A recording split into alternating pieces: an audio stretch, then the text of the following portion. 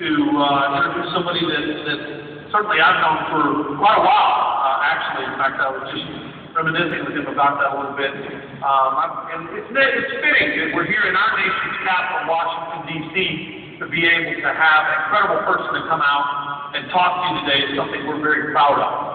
Our featured speaker today was the 42nd President of the United States, the first Democrat to be awarded 2 consecutive terms in 6 decades. And the leader whose administration created more than 22 million jobs in his tenure. He provided over the longest period of economic growth and expansion and prosperity in U.S. history.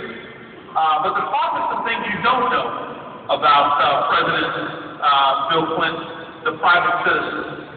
He started one of the fastest growing NGOs in the world. Today, the Clinton Foundation has staff and volunteers worldwide. Thanks to his leadership, 2 million people living with HIV and AIDS around the world are now receiving medicines that they need to survive. The Clinton Global Initiative has brought together thousands of world leaders, top business executives, Nobel Peace Prize winners, and innovative thinkers to take action to solve some of the world's most pressing problems. To date, CGI members have made 1,700 commitments valued at $57 billion, which have already impacted over 220 million lives in 170 countries.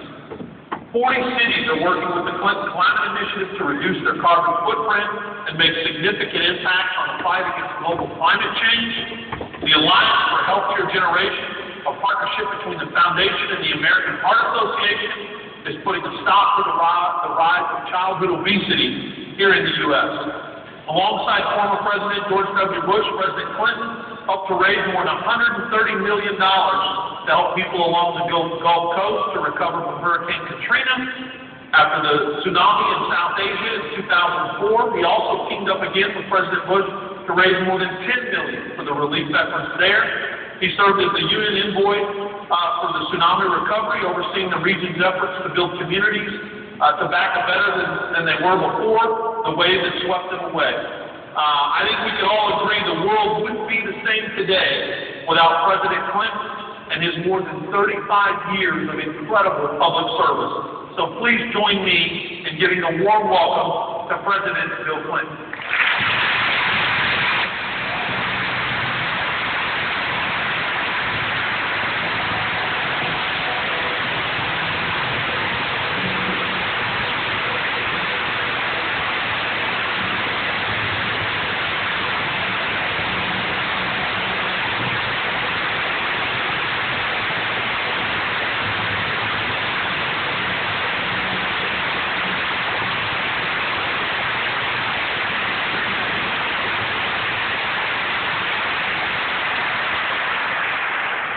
Thank you very much, Kevin.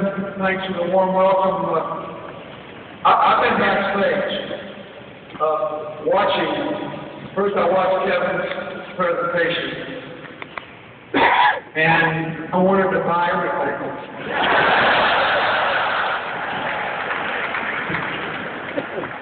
I want to thank Kevin and John Roscoe and Alice Watts and all the people from Microsoft for inviting me to this amazing meeting.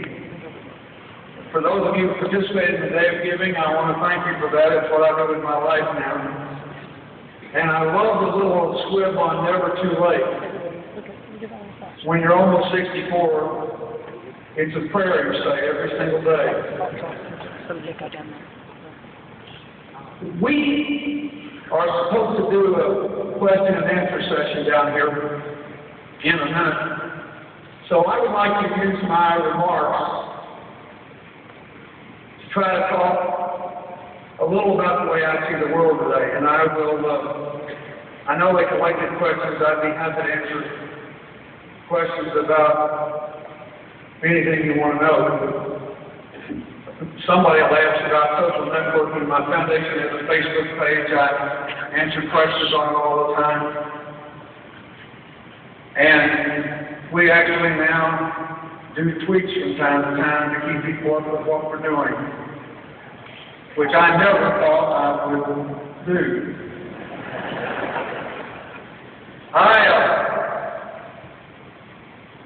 I've been thinking a lot because of the economic problems in America, the current problems in Europe with Greece, the staggering amount of work we've got to do now in Haiti, where I just was there on Monday, about the role of technology and innovation in dealing with the world's biggest challenges. Just in the last month, I've been to Brazil, Argentina, Peru, Colombia, Tanzania, Malawi, South Africa, and Moscow, and I've been around America a little bit, and I see these challenges. So what I would like to try to do is to give you a framework of the basic way I view the world. Now, you don't have to agree with anything I say, but I think all of you would agree with the explosion of information and access to information. Absorbing facts is easier if you have it in proper context. And everybody needs a framework for it, otherwise reading the press is like the political equivalent of chaos theory in physics. I mean, I was thinking the other day, I read within a day or two of what was going on in Haiti. Lindsay Lohan's travail, the first synthetic organism ever produced by Craig Venter, that our genome reflects that all of us are between 1% and 4% descendant from Neanderthals, our pre-human ancestors. I thought that was pretty funny. And I have to say, this is not a sexist remark, but I was immensely glad that women as well as men have Neanderthal genes, otherwise we never would have heard the end of the jokes.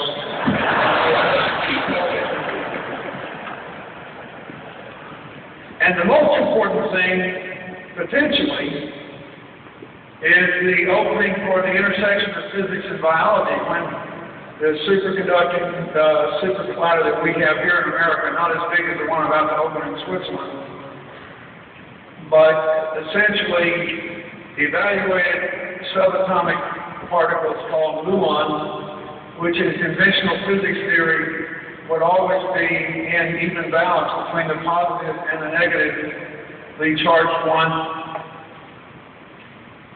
And they discovered, much to their surprise, that it appears that even at the most basic level of atomic matter, the positive elements slightly outnumbered the negative ones.